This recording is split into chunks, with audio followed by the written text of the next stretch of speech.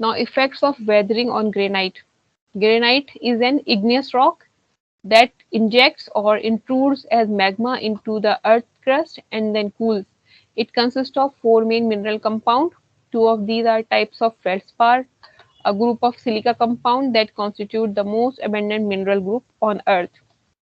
Paguclas and feldspar is a compound of sodium and silica.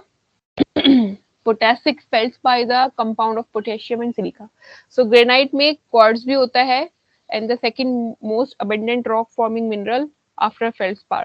सबसे ज्यादा feldspar और क्या कहते हैं ये वाला आपका quartz ये ग्रेनाइट की ज्यादा फॉर्म abundantly मिलती है.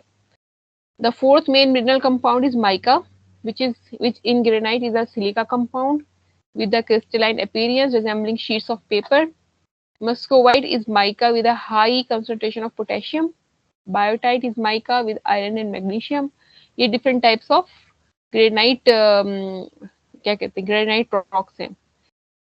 So इसमें आप each of these mineral groups weathers according to its own chemical properties.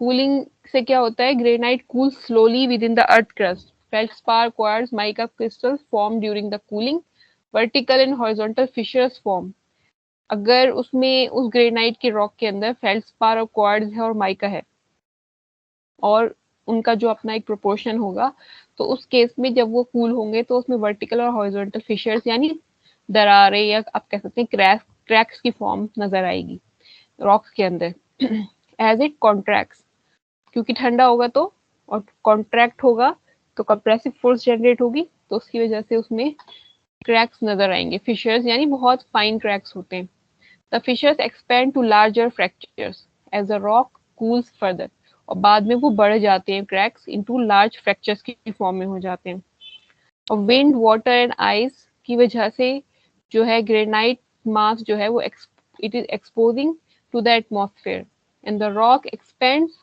and contracts in reaction to changes in temperature. It shatters on the surface and fractures widen to form crevices. क्योंकि हवा wind water ice क्योंकि उसमें temperature का variation हो रहा है उसकी वजह से ये रॉक एक्सपेंड भी होती है और कॉन्ट्रैक्ट भी होती है तो एक बार एक्सपेंशन होगा तो टेंसाइल फोर्सेस जनरेट होंगी कॉन्ट्रैक्शन होगा तो कंप्रेसिव फोर्सेस जनरेट होंगी बार बार होने से वो जो है फ्रैक्चर हो जाता है और बिखरने लगता है मतलब शैटर मतलब उसकी जो स्ट्रेंथ है वो कम हो जाती है हाइड्रोलिसिस एक केमिकल वेदरिंग है मिनरल्स की बाय अ माइल्डली एसिडिक वाटर जो अगर वाटर एसिडिक है माइल्डली भी है मतलब हल्का सा भी एसिडिक है that forms when rain dissolve trace gases in the atmosphere जैसे आजकल हम लोग ने अब तो काफी आप लोग को पता होगा यू मस्ट बी फेमिलियर या एसिड रेन के बारे में काफी टॉक होती है कि जहाँ पर फैक्ट्रीज होती है और इंडस्ट्रियल एरियाज जो होते हैं वहां पर जो गैसेस होती हैं एटमॉस्फेयर में फिर रेन वाटर के साथ वो मिक्स होके वो ज्यादातर मार्बल को पीला कर देते हैं या वो परमानेंट डिस्कलरेशन हो जाता है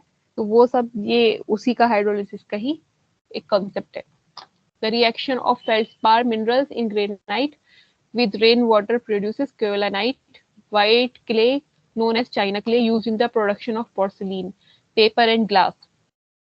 Kaolinite is most abundant over weathered granite in hot, moist tropical climate. Okay.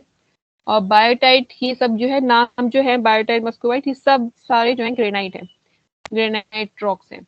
Micas also weather by hydrolysis into kaolinite